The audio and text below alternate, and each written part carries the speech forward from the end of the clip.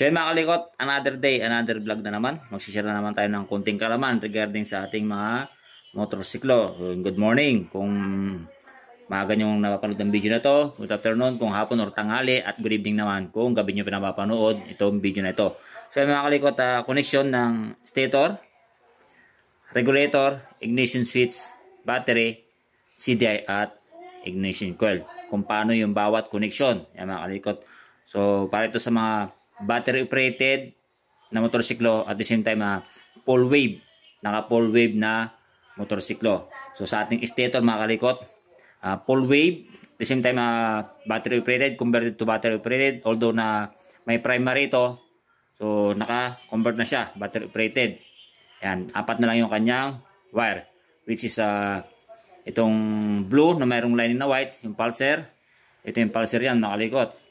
And then pink tsaka yellow, ito yung charging coil. Itong buong magnetic coil na to is nagsisilbing charging coil dahil nga full wave na yan. Tapos itong green, yan, ay nagsisilbing ground, body ground. So yan ating stator. Then dito sa ating full wave regulator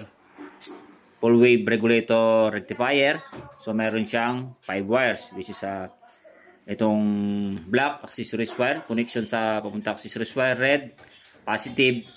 Tapos itong yellow at pink, ito yung connection from stator charging stem. Yan. Tapos ito green, negative or ground. Next natin, sa ignition switch sa may susian. So dahil nga battery operated siya, dalawa lang yung kanyang wire, which is red is live wire or positive wire. So itong light brown dahil pang Yamaha ito yung accessories wire. Pero pag Honda, China brand na motorsiklo, ito ay black accessories wire mga kalikot. Then yan sa battery natin. Then ito CDI 4-pin battery operated mga kalikot. Yan. So position yan is to green, negative or ground. Tapos ito sa black accessories wire bandang kanan dito. Yan.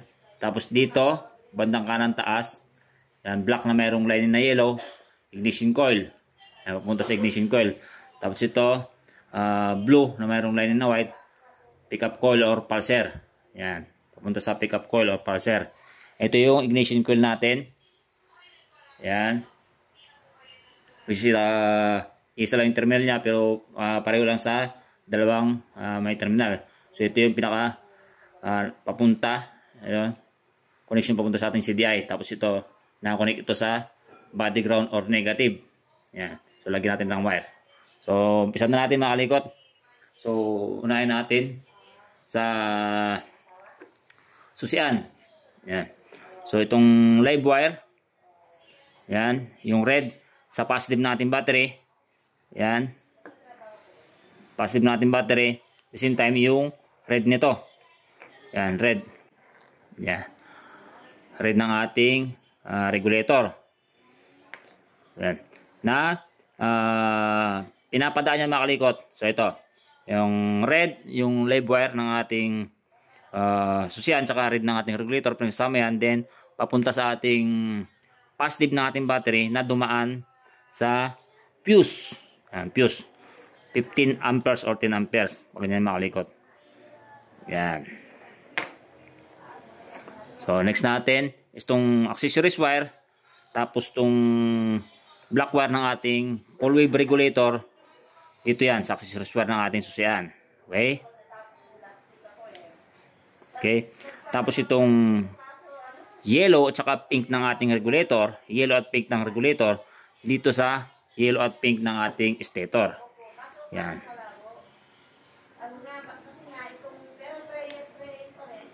Yan, pink at yellow.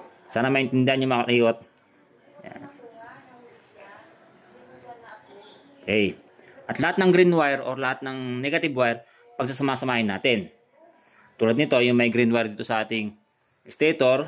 Yan, may green wire dyan. Ay, stator, sorry, sa green wire ng ating regulator rectifier. Tapos, green wire ng ating stator, pagsasamahin natin yan. Yan. Samahin natin. Then, dito sa stator, may natitira na blue na mayroong line ng white. Sana ang connection nito mga kalikot, dito sa ating CDI, Yan, na 4 pin, battery operated na CDI. Itong blue na mayroong line ng white. Ito. Yan. So, bandang left, taas. Dito sa ating, yan, sa may pickup coil or pulser. Yun nakakabit sa ating stator. Yan. Tapos itong green wire, ito, sa baba, left side ng ating CDI, green wire negative. So, pagsasamahin natin sa lahat, tulad nga sabi ko kayo, nasa green wire, pagsasamahin natin lahat. Tulad dito, sa may green wire ng ating regulator at ng stator. Pagsasamahin natin lahat yan. Tapos, dito yung nagsasalbing positive or yung sa accessories wire, ito, ng ating CDI, papunta sa accessories wire ng ating susian. Ito.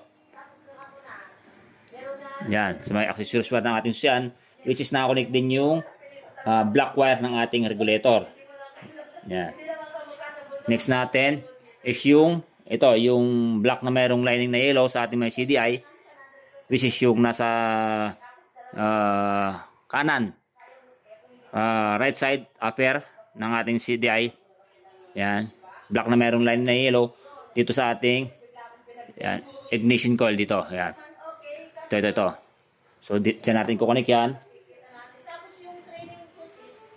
Yan, pag ganyan.